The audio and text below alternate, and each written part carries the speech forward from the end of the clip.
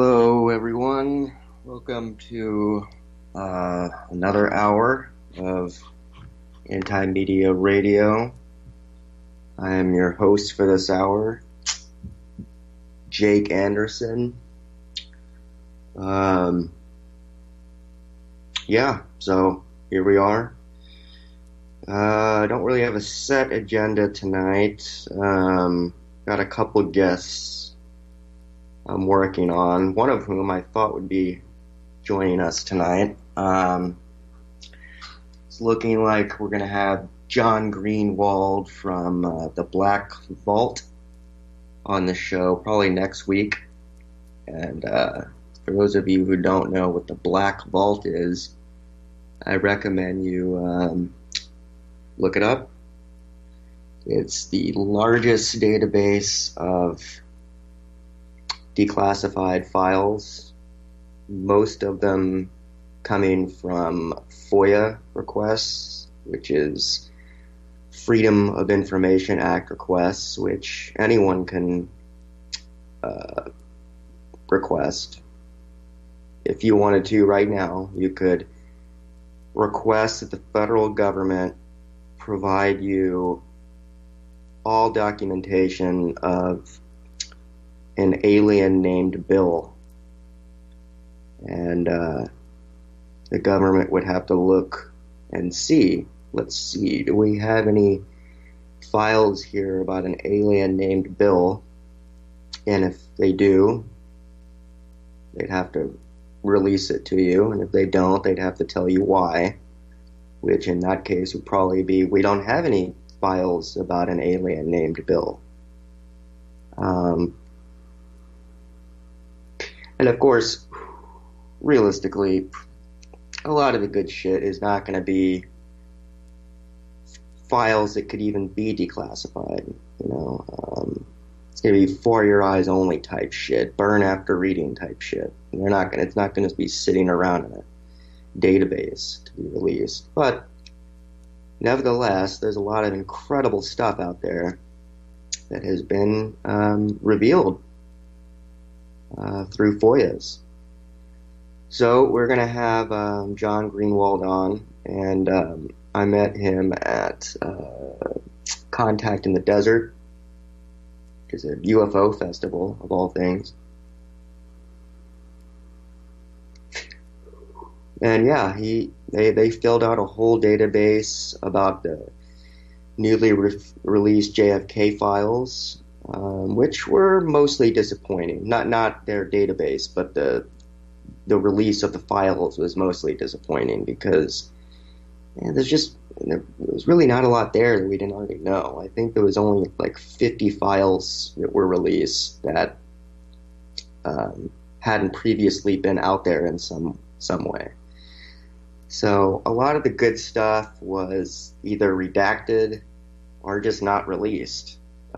Apparently there was a pretty massive blitz by intelligence agencies during that week, after which Trump had announced he was going to release the files. And they pretty much told him, like, no, don't do it. And he could have still done it, but he didn't.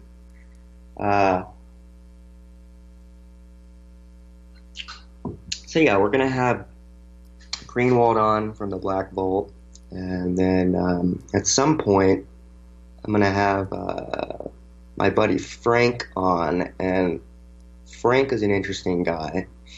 He's helping me with my documentary. He's helping me do some research on a case, and he's an interesting guy because I was talking to him one time over a beer, and he told me that, his family is from El Salvador, and his father had been around during the kind of CIA instigated coup there. And for those of you who don't know, the CIA has initiated many coups over the years. Many efforts to topple socialist are communist-leaning governments, are just left-leaning governments. And usually they end up, setting up a, US-friendly puppet dictator who will do whatever the hell they want them to do. So it'll be an interesting story to have Frank tell us, because a lot of times you hear about these kind of, nefarious things the CIA has done in Central and Latin American countries and South American countries, which make any kind of Russian meddling in our election look like amateur hour. I mean, it's just nothing compared to what we've done in some of these countries. So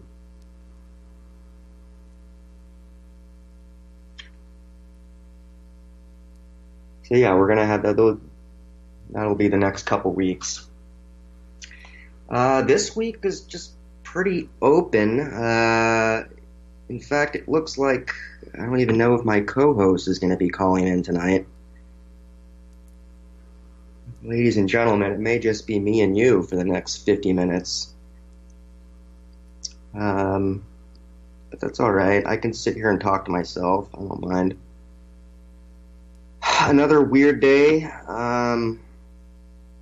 Another day of learning that people that you might look up to are kind of shitty people, which we're finding out now pretty much every day,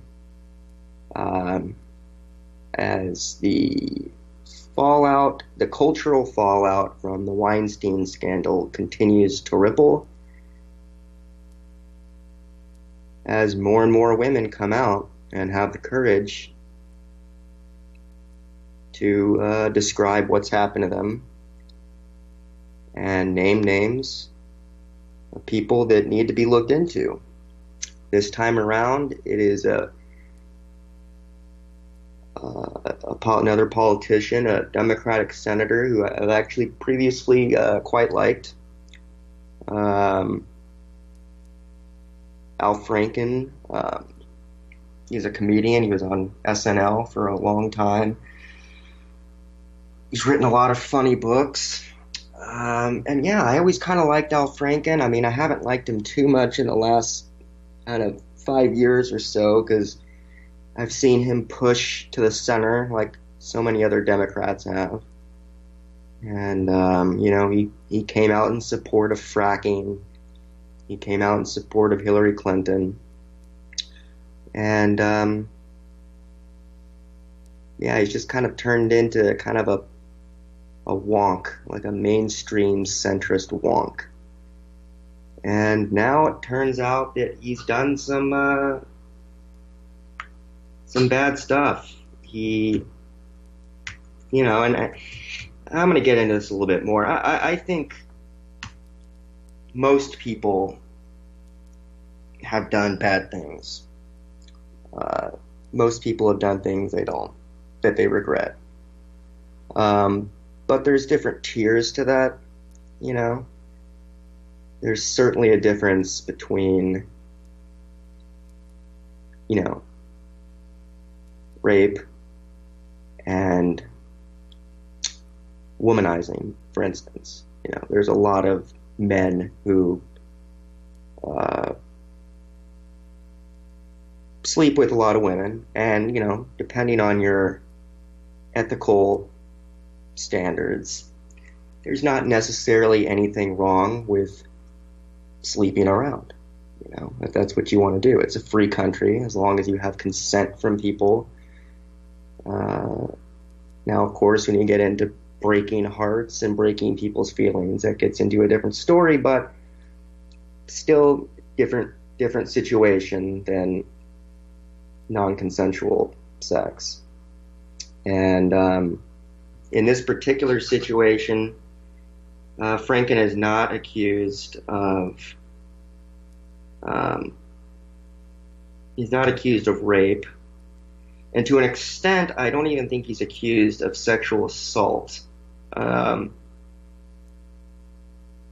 So basically, a journalist or a TV host, radio host, by the name of Leanne Tweeden,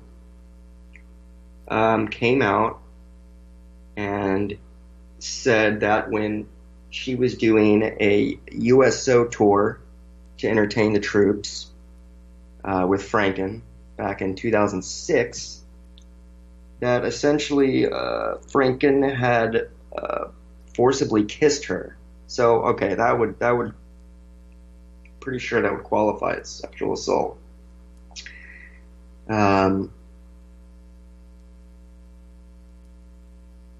Basically, Franken wrote some sketch in which he kissed her. I don't know what the context of the sketch is. And then invited her backstage beforehand to rehearse it. And she says, when I saw the script, Franken had written a moment when his character comes at me for a kiss. I suspected what he was after, but I figured I could turn my head at the last minute or put my hand over his mouth to get more laughs from the crowd. According to Tweeden, Franken insisted on rehearsing the kiss backstage and continued to insist over her protestations until she agreed, so he would stop badgering her.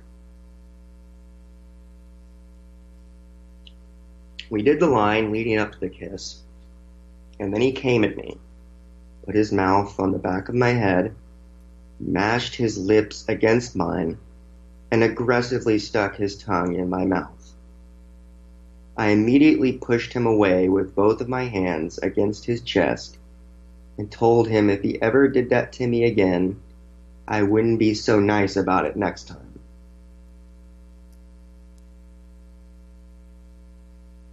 It wasn't until I was back in the US and looking through the CD of photos we were given by the photography that I saw this one. And now what she's referring to is a very distasteful photo of a seemingly asleep Tweeden and Al Franken kind of jokingly approaching her with both hands out as if to touch her, and he's looking back at the camera. So now he's clearly aware that he's being photographed. I felt violated all over again, embarrassed, belittled, humiliated. How dare anyone grab my breasts like this and think it's funny? Now here's where I'm a little confused, because I didn't know he was actually touching her. It's kind of hard to tell if he's actually touching her or not. But, you know, I mean, it kind of matters, you know, a little bit, kind of doesn't matter. Politically, it doesn't matter, I don't think, because it's such a distasteful picture. And, you know, but I guess from a legal standpoint, it kind of would matter if someone's actually touching her or not. But she says, I couldn't believe it. He groped me without my consent while I was asleep. So yeah, this is just, you know, all right. Tweeden issued a direct statement to Franken. Senator Franken, you wrote the script, but there's nothing funny about sexual assault. You knew exactly what you were doing. You forcibly kissed me without my consent, grabbed my breast while I was sleeping, and had someone take a photo of you doing it, knowing I would see it later and be ashamed. Yeah,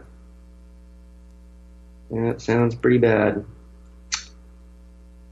She certainly looks bad. I mean, it's, God. Franken must be in the doghouse tonight.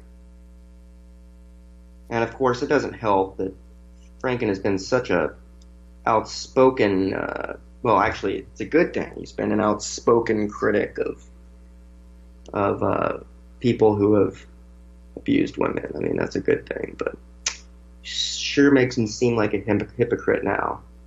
And of course, as has been the case with recent people, Franken did not do a good job with the apology.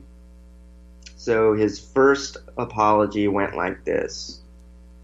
I certainly don't remember the rehearsal for the skit in the same way, but I send my sincerest apologies to Leanne. As to the photo, it was clearly intended to be funny, but wasn't. I shouldn't have done it. Okay, yeah, that's a bad apology. That's a bad apology. Not as bad as Kevin Spacey basically blaming or contextualizing his attempted abuse of a minor by saying that he's gay, which is essentially what Kevin Spacey did last week. God, was that really only last week? Man, all this stuff is starting to, I mean, this is just getting insane. This is out of control. And of course, we all knew this was the case. You know, most men are assholes. Most women are assholes too, but men are predatory assholes.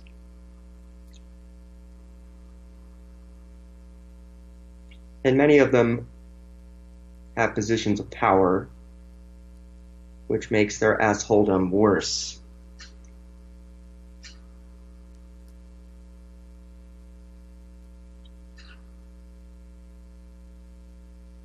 So Franken had a more recent apology. It is better. But I don't even care about reading it. It doesn't matter. His political career is certainly in jeopardy. My guess would be that if no more reports come out, which is to say if there isn't a precipitous group of women coming out against him, which is what's been happening, my guess is that with Thanksgiving coming up, it's possible he can weather this. At least until next year, and he's up for re-election.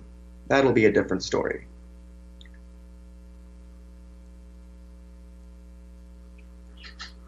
But man, the list is getting long.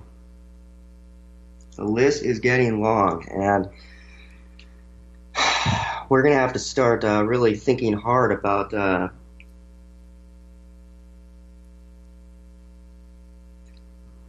how we want to start reacting to this, because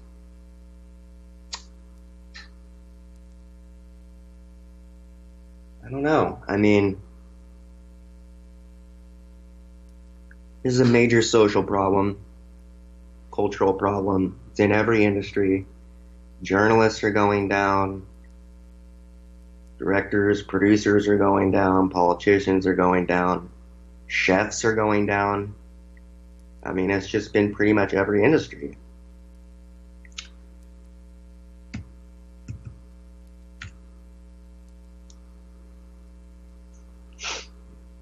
And it's just another issue that gets politicized, of course. Liberals want to blame conservatives. Conservatives want to blame liberals. But it's everyone, apparently. It's across the political spectrum.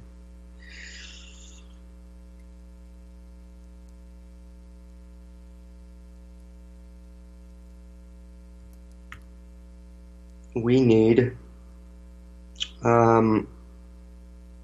some new morality.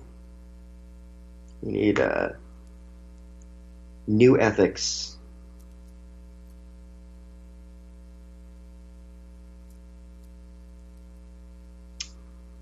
And I'm going to be making a point for us building out a kind of new way of looking at the future, which is to say that we need a new way of organizing ourselves that is not based on religion, political ideology, or even hobbies. We need a way of organizing communities that is based on respect and building towards a better humanity. Now, I think what we need is transhumanist agorism.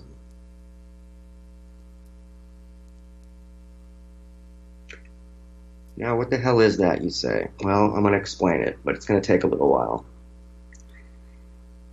So,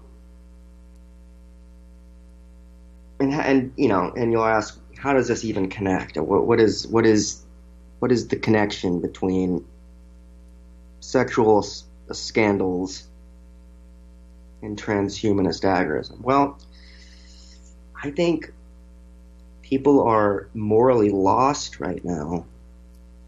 We're living in a time where we're surrounded with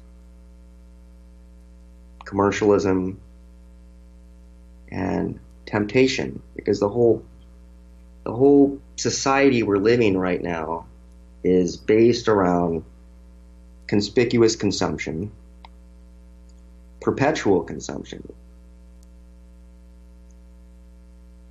You need to keep buying all the newest things, all the newest gadgets, all the newest apps. But there's no limit to it, it's not satisfying anyone. There's never a point where someone's going to be like, all right, I have enough gadgets. No, the whole point of capitalism, you have to keep creating the new gadget. And, companies like Apple and other tech companies, they even have a term for it. It's called planned obsolescence. And that is gadgets that are basically designed to fail after a certain amount of time, so you'd have to buy the next gadget. So it's written right into the code of consumption that you have to keep consuming. You have to keep getting the next thing over and over and over again. And to an extent, there's a biological model for it too, with our own sexuality. Sexuality, libido, never goes away. It's right back the next time. It's always there.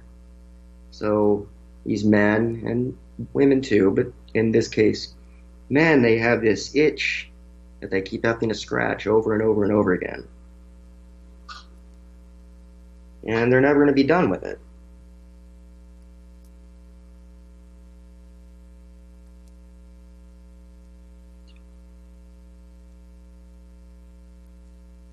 So what do? Well, we have to embrace technology. We can't run away from technology at this point. Transhumanism is on its way, and to a certain extent, it's already here. Now, of course, transhumanism is an intellectual movement. It's also kind of an industry, but it's aimed at transforming the human condition by developing technologies that can enhance not only our intellect, but our physiology. Now, transhumanist thinkers, and I've interviewed, a couple of them, only one for an anti-media article. I interviewed Zoltan Istvan, who was running for president last year under the Transhumanist ticket. And he's an interesting guy. Very interesting guy. But transhumanist thinkers, essentially, the idea behind transhumanism, or at least the kind of transhumanism that I'm interested in, is that we can overcome some human limitations, ethical and physical. Now, the most obvious definition of a physical limitation overcome by transhumanism would be there's technology now that can help deaf people hear. There's implants now that can simulate the vibrations in the eardrum to help a deaf person hear. There are prosthetic limbs for people. The pacemaker, in fact, was one of the very first transhumanist technologies. And these are obviously good things. It's hard to argue against a technology that allows a deaf person to hear, or a blind person to see,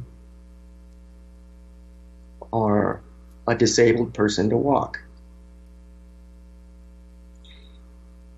But then you get into some ethical gray areas. When you start getting to things like mental health,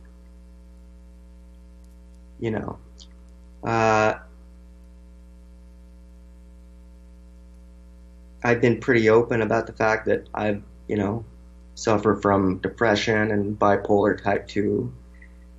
And a lot of people do. And a lot of people are desperately searching for help from pharmaceuticals, from therapy. And to a certain extent, pharmaceuticals can help, but they're certainly not a cure. So let's say that a scientist comes and says, look, I've got this little chip that we're going to put in your head, and it's going to make you feel better. It's kind of a scary thing to put a computer chip inside your head. Is it going to change me completely? Is the government going to be tracking me? Am I still going to be myself? There's a lot of things to be worried about when you think about putting a chip inside your head. Will I still be human? That's a question people still ask. And then when you have transhumanists talking about the idea of being post-human, that makes you think even more.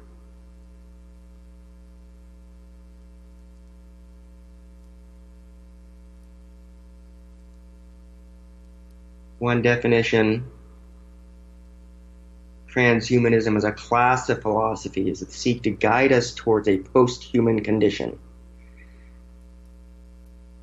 Transhumanism shares many elements of humanism, including a respect for reason and science, a commitment to progress, and a valuing of human existence in this life.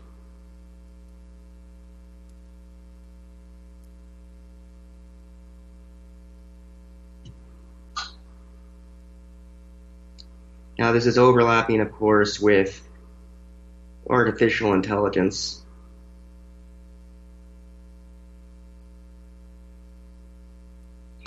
Which at this point is still algorithmic. We don't have strong artificial intelligence yet. We will, but not yet. So at this point, artificial intelligence is still just like an assistance.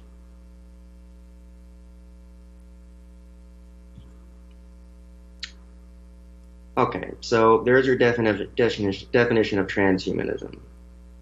The augmentation of human race with technologies like nanotechnology, biotechnology, information technology. To a certain extent, simulated reality, artificial intelligence, bioprinting, mind uploading.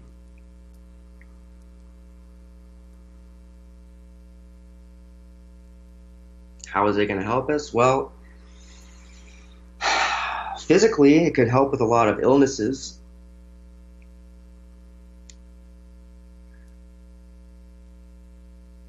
Mentally, it could help with a lot of illnesses. It could help people with mental illness. It could help them overcome it. And to a certain extent, that needs to be up to the individual. If someone doesn't feel well psychologically, it should be up to them. Whether if there's a solution out there that can help them, why not?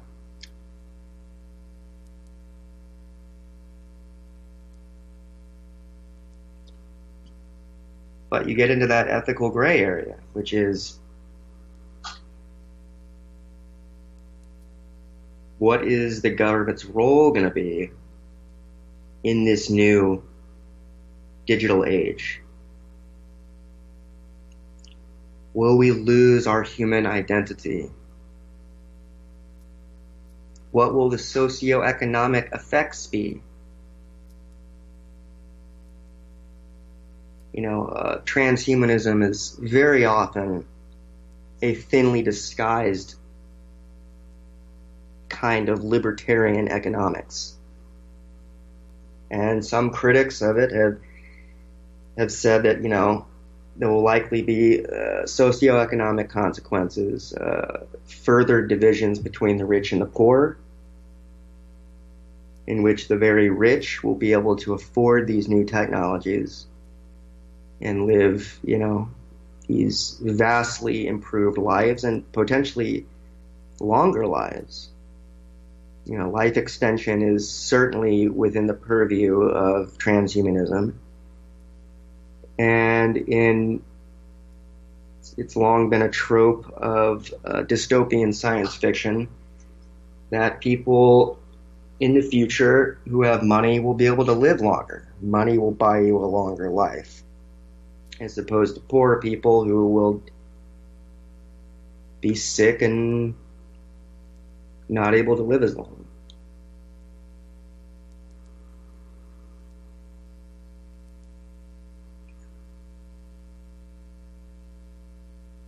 There's also the potential for what's called coercive eugenicism, which is to say,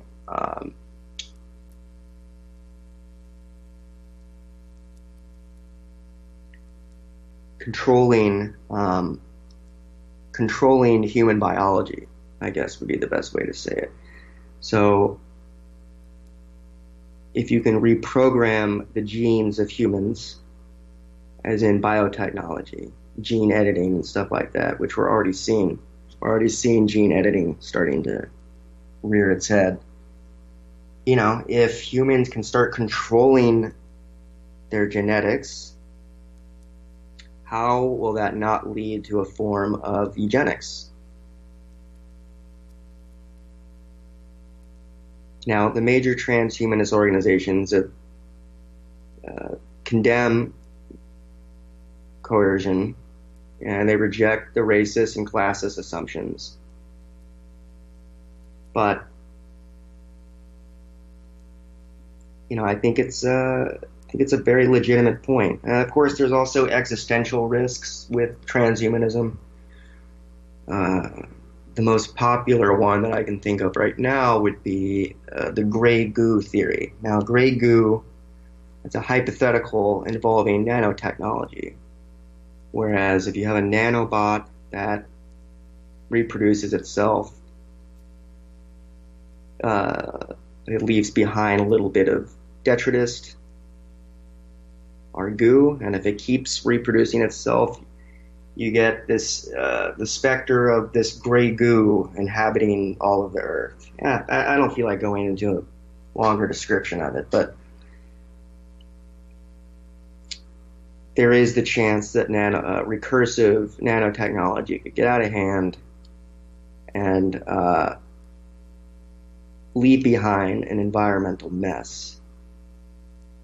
Now, of course, there's people that believe that it's the opposite, that nanotechnology is actually going to enable us to clean up environmental messes. In fact, there's a lot of people think that nanotechnology and transhuman technology will allow us to essentially suck the carbon out of the atmosphere.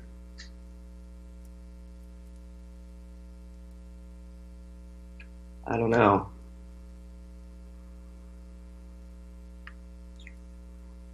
Now, on the other hand, you have agorism. Now, agorism is another libertarian social philosophy, and this one advocates creating a society in which all relations between people are voluntary exchanges. It's a form of counter-economics. And the biggest spokesman of it that I know is Derrick Rose, and he writes for the Anti-Media. And, essentially agorism it's not the same as anarchism. They often are in the same circles. But, it is a form of counter-economics.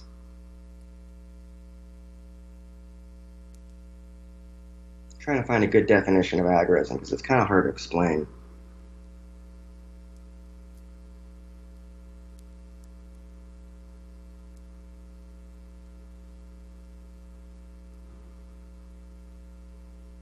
All right, let me find this here.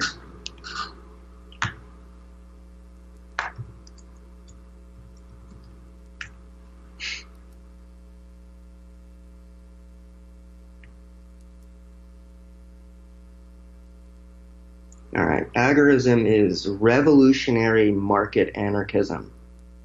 God, that's cool sounding. In a market anarchist society, law and security would be provided by market actors instead of political institutions. Agorists recognize that situation cannot develop through political reform, and instead it will arise as a result of market processes. Okay, that didn't help me at all. I don't like that definition.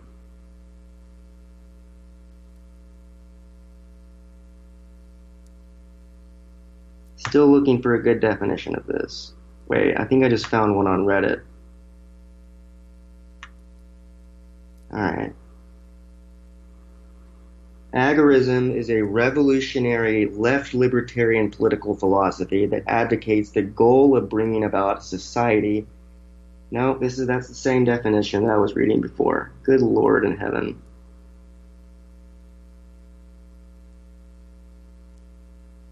All right, well, here's a good definition of counter-economics. Counter-economics is the sum of all non-aggressive human action which is forbidden by the state. So the counter-economy would include the free market, the black market, the underground economy, all acts of civil and social disobedience, all acts of forbidden association, and anything else the state in any place or any time chooses to prohibit, control, regulate, tax, or tariff. The counter-economy excludes all state-approved action.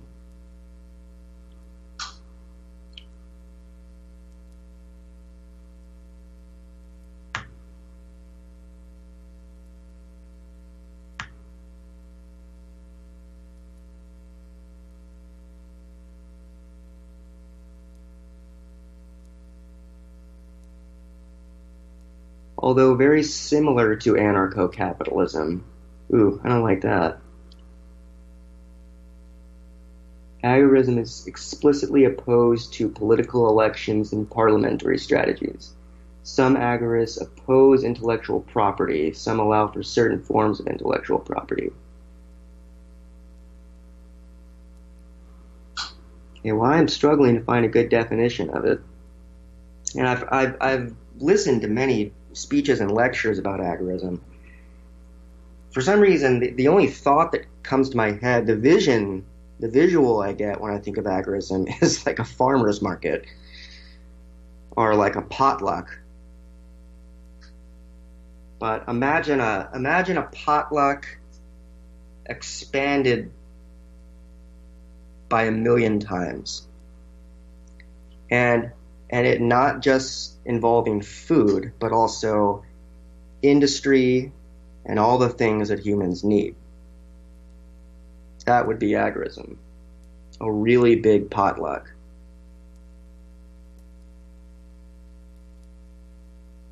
They promote withdrawing from the state and using counter-economic activities to minimize what a person contributes to the state in the form of taxes.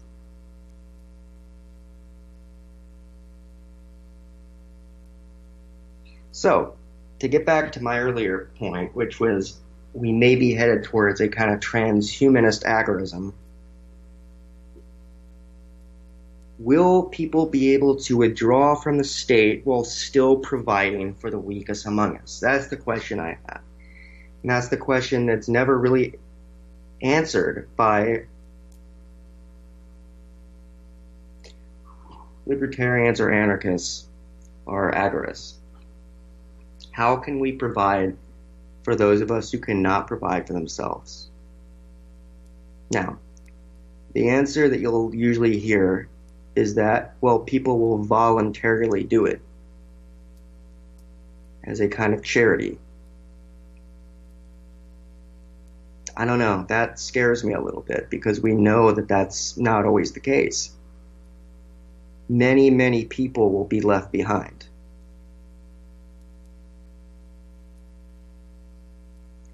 Now, in an age in which we have the resources to take care of everyone, and yet so many people aren't taken care of, my fear with eradicating the state would be that we would go through a dark age. Even if we were eventually going to get to a better place where a counter-economic model could provide for everyone,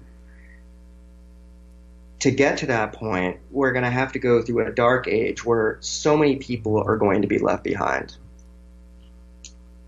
And yeah, I don't know what the answer is. I don't know.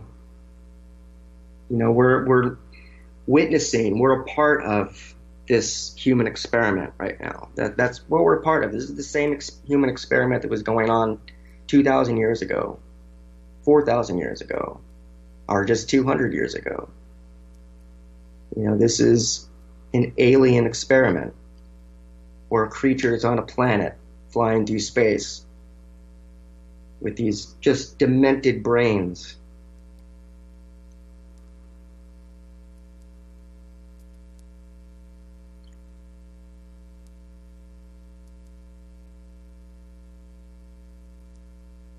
And it kind of ties into the whole sexual harassment thing, because we still have not figured out a way to voluntarily live.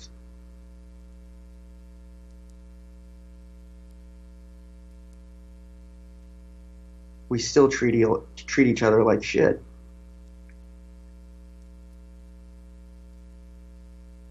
In the free economy, people still treat each other like shit, because the free economy, which is to say, or the free society, the society outside of that which is modulated by the state, that's our own personal behavior on a day-to-day basis. You can't blame that on the government. People like to blame the government for everything. And to be fair, there's a lot to blame the government for. But don't blame the government for us being assholes. That's just us. That's who we are. You can choose to not be an asshole. You can choose not to be a predator. Of course, some people will even argue with that. They'll say, no, these people's brains are wired differently. They have a sickness, as with a pedophile. A pedophile probably is not choosing to be a pedophile, because why would you want to live that life? It's a hideous sickness. That's how they were wired. So what do you do with those people? If you were to get rid of the state, how would you bring people like that to justice? That's the question I always end up having for anarchists too. Now I would identify myself as an anarcho-syndicalist. And anarcho-syndicalism is a theory of anarchism that views revolutionary industrial unionism or syndicalism as a method for workers in a capitalist society to gain control of an economy and control and influence a broader society. So it's essentially a strategy that's facilitating worker self-activity in a cooperative, a kind of alternative cooperative economic system. But it still has some of the democratic values and production. Solidarity, direct action, direct democracy, worker self-management. Syndicalism wants to abolish the wage system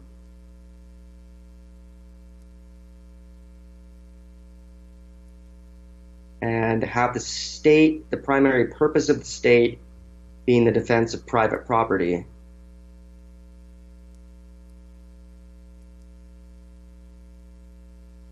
It's a complex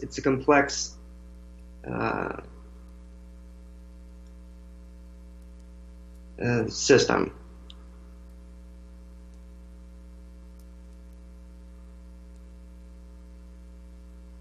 It's not a pure worker state, anarcho-syndicalism. So it's not like a Marxist or Leninist theory.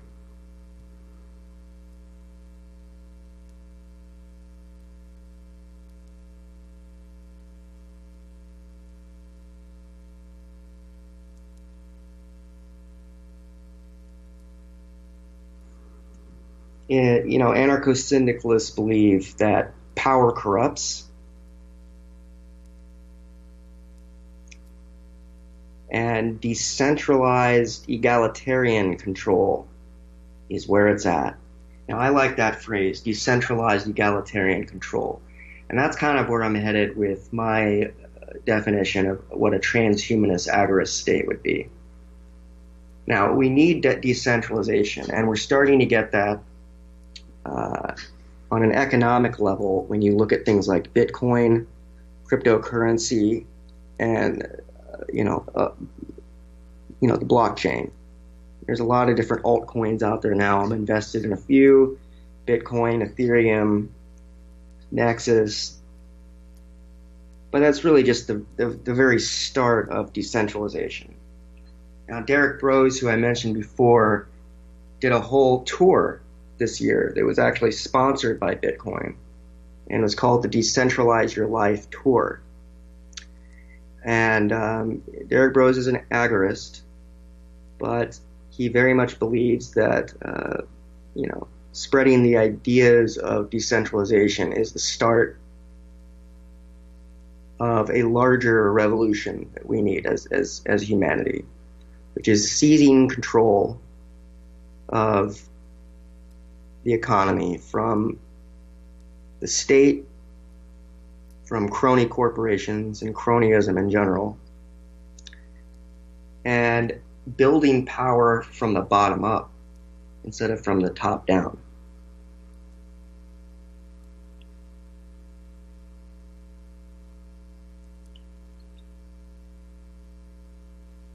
Now, I think this is connected actually to some of these sexual scandals,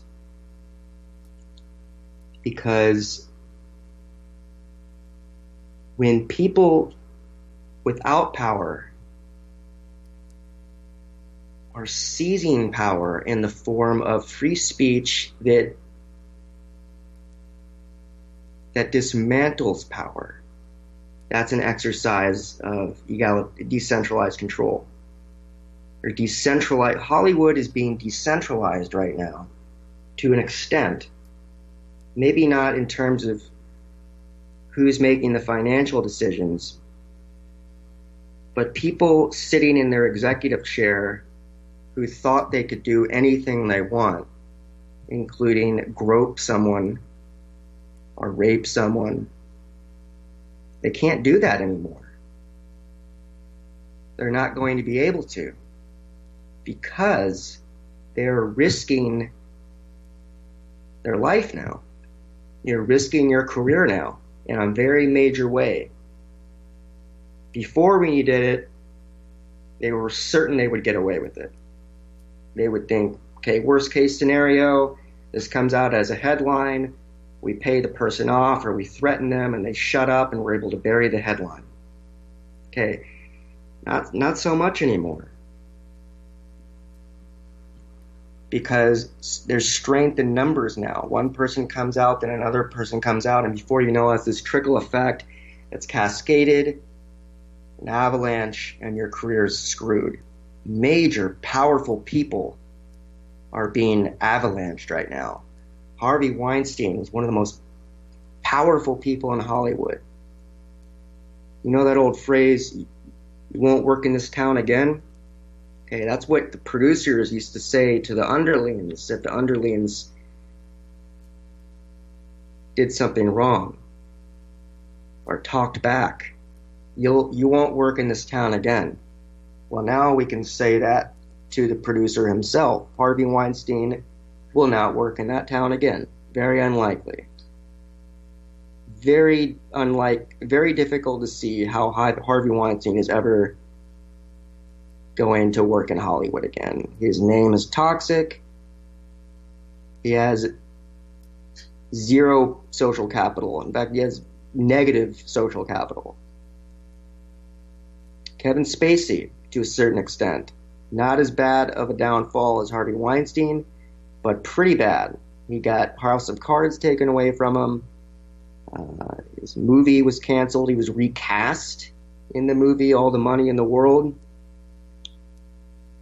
He was dropped from his agency. I mean, he lost everything. Now, he may be able to turn it around because, as far as I know, the accusations against him, while they are bad.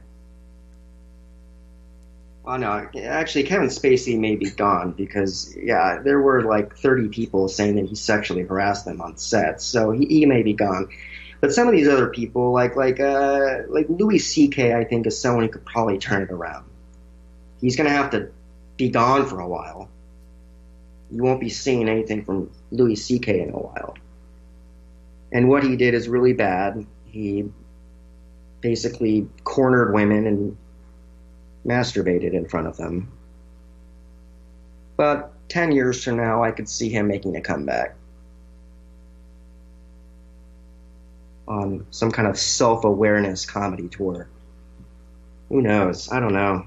But I don't feel the least bit bad for these people. There's a hideous human quality to use your power to make other people feel uncomfortable and assault. I mean, it's just, there's no defense of it. It's absolutely despicable.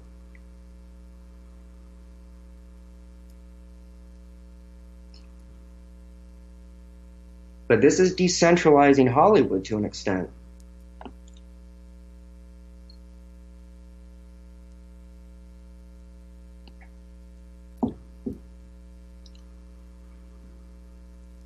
So where are we at? What have I been rambling about for the past hour? Oh, transhumanist agorism. So yeah, we need to, I think there's a connection between these sexual scandals and the larger state of where we're at, which is, this is about egalitarianism.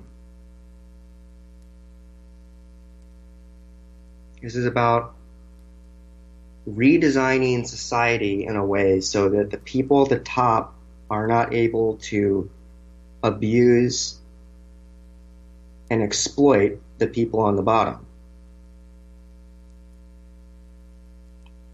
So everything that's happening in Hollywood, that same stuff happens on a much larger scale at the world at large, with giant corporations exploiting workers, giant agricultural companies exploiting farmers.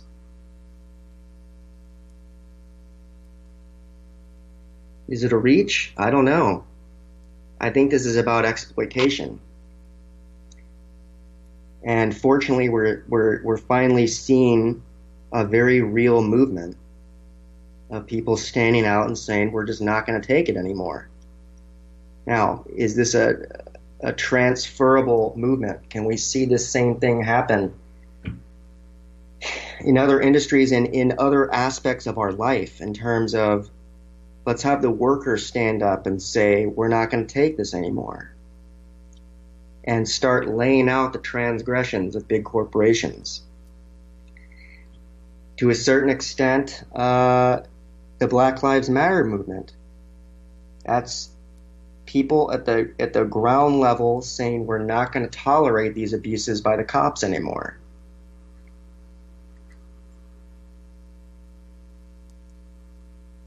I'm telling you, this is part of a larger movement.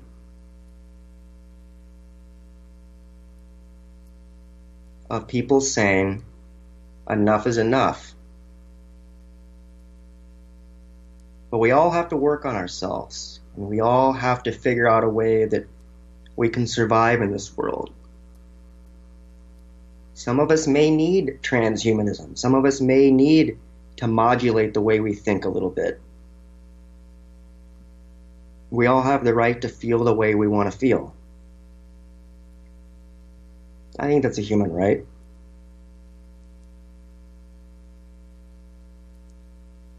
Now, I do think we got to be careful with chips and whatnot. You know, we don't want to get too crazy, but at the same time, you know, the human race is headed towards much bigger things. I think in the future, you know, think about what things will be like in 1,000 years from now. 1,000 years. We'll be post-human by then. I don't think you're going to see humans walking around. You're going to see bandwidth. You're going to see people. People will be algorithms in a computer.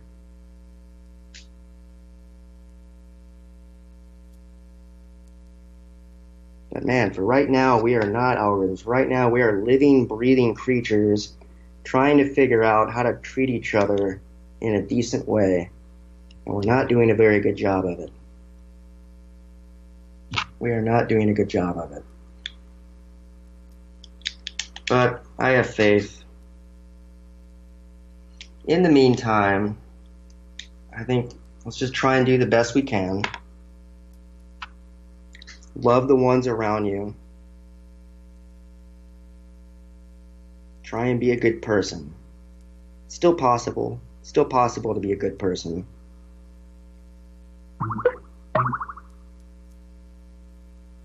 I hope. So yeah, a little bit of mind jazz for you there. So like I said, coming up in the next couple weeks, we'll have some good guests. In the meantime, like I said, let's practice being good people. This is live through the stereo. Go and let it blow through the stereo. I'ma let them know through the stereo. Yo, here we go through the stereo. This is live through the stereo. Go and let it blow through the stereo. I'ma let them know through the stereo. Yo, here we go through the stereo.